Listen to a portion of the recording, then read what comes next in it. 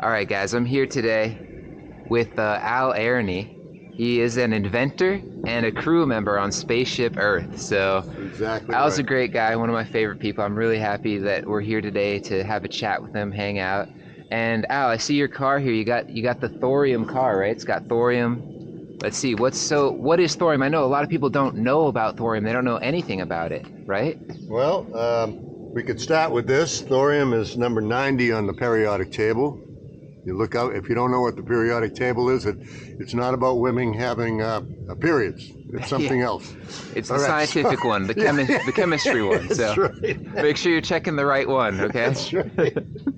So, I specifically like this thing called a liquid fluoride thorium reactor.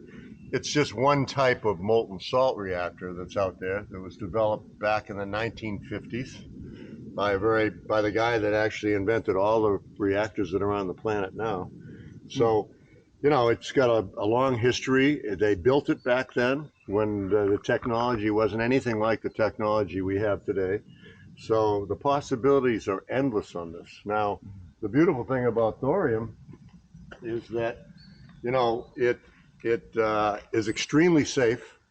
It very low probability of propagating nuclear weapons and so forth because thorium starts lower on the periodic table. Its daughter products have much a lower half lives, which means that you can get rid of the waste much easier than you do from the U-235, the uranium that's used in most reactors. Those have 10,000 years of problem. There's 10,000 years you got to deal with them. Right. So number one, right off the bat, you have a much more viable source. Something that you can deal with. Okay, so it's safer. What can a thorium reactor do? What's the Ah, benefit? Like, the benefit. Well, the thorium reactor is 10 million times denser in energy than wind and solar, and over a million times denser than any fossil fuel that's out there. So when you talk about energy density, you have to realize that to make stuff takes energy. So to make the windmills, to make all the solar cells you need, to all the trucks you need to transport the stuff, all the roads you have to make to put the windmills in, and the boats that you have to use to put and all the solar cells that you have to produce, which you have to produce at very high energies. It takes 2,000 degrees just to make a solar cell. hmm, So, very toxic materials, very horrible stuff. You got the uh-huh, recycling problems. You got, so none of these yeah, things are unrelated as far as, they all have a price. So right, if you have to make 1/10 millionth or 1 millionth of what you would have to make to get the same power, uh-huh, it makes a lot of sense. So wow. there's benefits all the way down the line. So, look, we got thorium here. So, where can we find thorium? Where can we actually get it? Thorium is everywhere, just like uranium. There are deposits of it here and there that are higher, the higher quantities that happen in certain places. The beautiful thing about thorium is that it also happens to happen where there are rare earth elements. Now, rare earth elements, like it says, sort of rare earth elements. A lot of those are coming from Africa now, I believe, or mined from Well, Africa. there's an amazing place right here. I believe it's in Idaho or someplace. There's a big Uh-huh. deposit. India has a lot of it. China has quite a bit. But it's all over the world. In other words, no Mm-hmm. one has an edge on it. And one of the things that's happening is that because rare earths are used in everything that everything that there is on the planet that's high tech. So high energy magnets for Yep. windmills.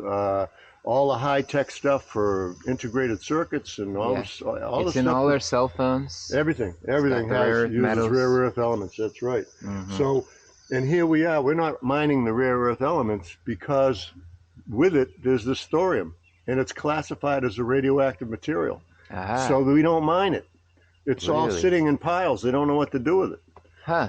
Now, so and thorium is not dangerous.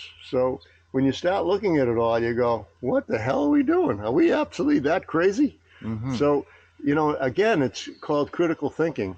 We're not thinking correctly about what we're doing, Mm-hmm. and it's more or less the big corporations are driving us. The wind and the solar industries are saying, hey, you got to do this because this is the answer. Or, and the fossil fuel industries are saying, oh, we're gonna put the carbon back in the ground. We're gonna make it carbon neutral. These are all lies. They're all absolute lies. Mm-hmm.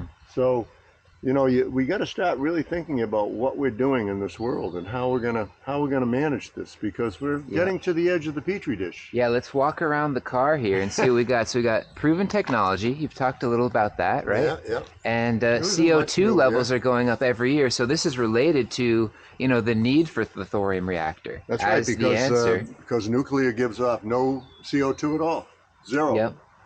So, and yeah, awesome. I mean, it's pretty much a very straightforward message here. Yep. I had to tone it down. Yeah, and so we will. We can take a look here. Let's see. So 10,000 years clean. So that means that the half-life is 10,000 years. It won't be radioactive, or it won't be dangerous. Right? What I'm saying is, and actually, what I'm saying is that if you went with thorium, for the next 10,000 years, you won't have to worry about finding new energy sources, and it probably would last much longer than that. Probably as long as humans will ever be on the planet. But I'd say 10,000 years, so that I think people can get their head around 10,000 years. Yep. Maybe. I'm not sure if people can get their head around anything, but that's beside the point. And in ancient Chinese philosophy like Taoism, 10,000 years is used to signify almost like infinitely or forever. So that's pretty much right? what I'm saying. Yeah. And the idea that the ultimate power source would be fusion, which uses hydrogen instead of uranium. Mm-hmm. But we're always 30, 40 years away from fusion because it's so complex, and we need so much energy to get it kick-started. Whereas the thorium would be the kickstart for fusion. So it's really such an important step. This is the one we should be focusing on now. Even though there's billions and billions of dollars being spent on fusion, it's just a kind of a waste of time right now because we don't have the ability to generate the power we need to create the fusion. Yeah. So first we got to do the steps. It's like walking. Okay, we started with fire, and then we found fossil fuels, but now we're finding fossil fuels are killing us. So the next step is something that doesn't kill us, that will give us what we need, and then the next step up that would be fusion. And once you have fusion, all bets are off. Anything is possible because you're basically harnessing the sun. Yeah. So, all right, well, thanks for talking to us today, and really, we're really lucky to hear from you. You sure are. In the next section, we're going to talk a little about the global crisis with climate change and all of that, which is kind of ties into this topic. So, which is exactly what it's all about. Crew member Spaceship Earth. So we'll sign off there.